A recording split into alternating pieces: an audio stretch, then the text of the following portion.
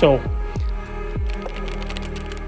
you go to pixels.com, you search for cloud videos,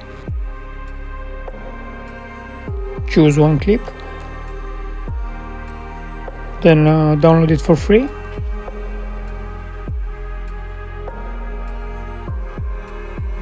Drag it in Davinci Resolve over your clip.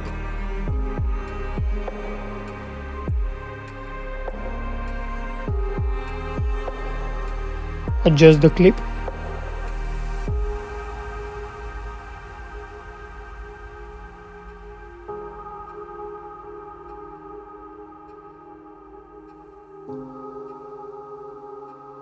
And make sure it's the same length.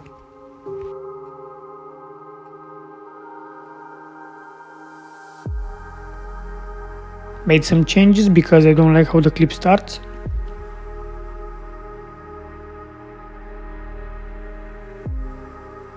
Then select the beginning and add a keyframe. Then go to the end and select another keyframe, dragging down the opacity. It should look like this.